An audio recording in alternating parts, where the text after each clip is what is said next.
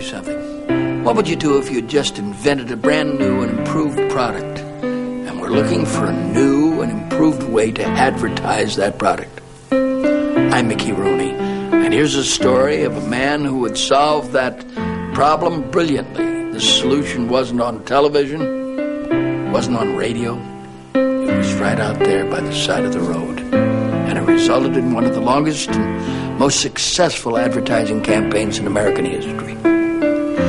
Remember?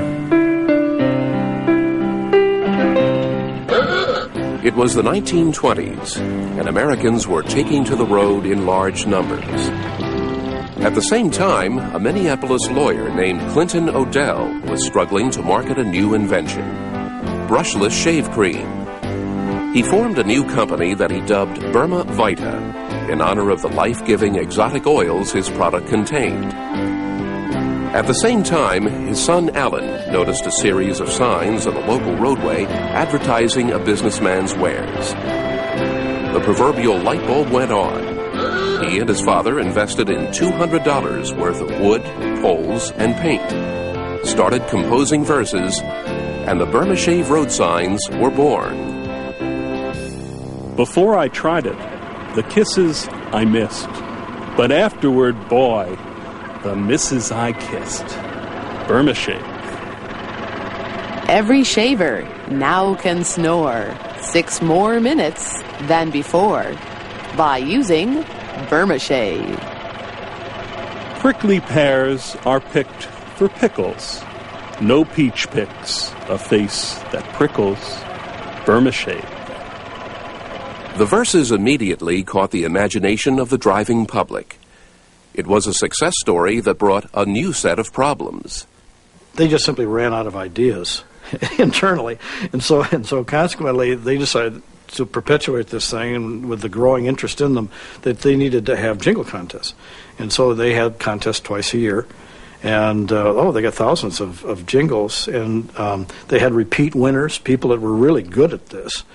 They would then pick, as I recall, 20 jingles a year, and then they would produce the signs themselves in their own paint shop and put them on the road themselves.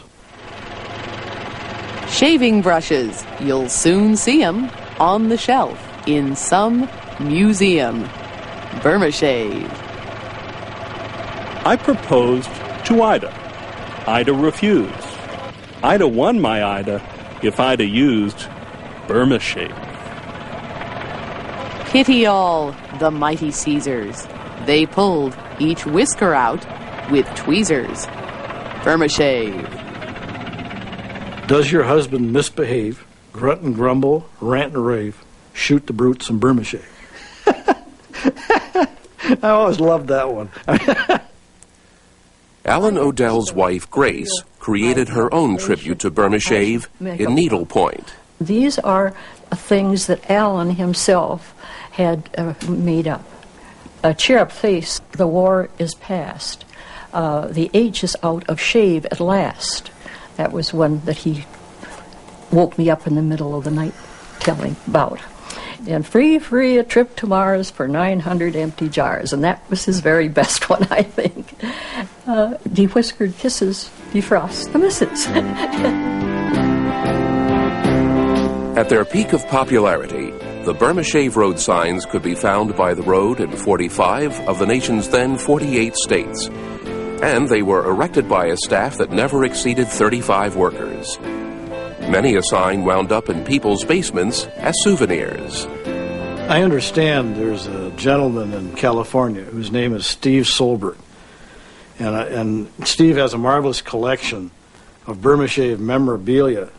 So when you go to California, if you talk to Steve and tell him that really this is all that I own, one sign, I don't even have a full set. If you check with him, just ask him how much he'd sell me a set for. I'd really like to know. Thank you. My collection is not for sale, Mr. Odell, but I'll be happy to show you around.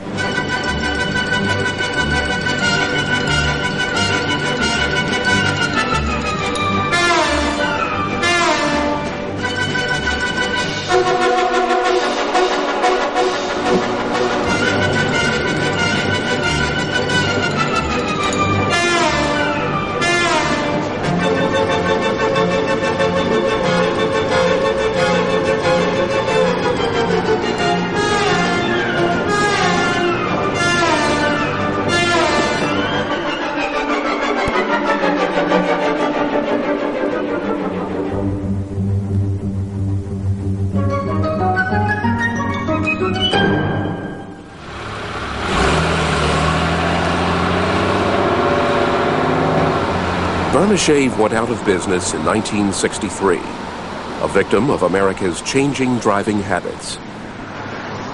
However, recent eyewitness reports have suggested that a few vintage Burma Shave road signs have been popping up in remote areas of Montana. We decided to check it out, and sure enough, there they are, still gracing the roadway in Big Sky country. Alan Odell, who created the road signs, died in January 1994. His wife and son are sustained by the outpouring of affection that marked his passing. This is from the Osgood file, and this was actually by Charles Osgood on CBS Radio Network. There once was a fellow named Alan Odell who wrote little verses and did so quite well. He was a particular hero of mine. It was he who invented the Burma Shave sign. Some 7,000 rhyming signs were out there with their funny lines in 45 of the 48 states in these United States. Within this veil of toil and sin, your head grows bald, but not your chin. Burma Shave. Then came the modern interstate with billboard laws and speeds too great, and there was nothing that could save those great old lads for Burma Shave. Last week to Al Odell, we're told, death came at 90 years old. We say goodbye, though we don't want to a giant of Americana. Burma Shave.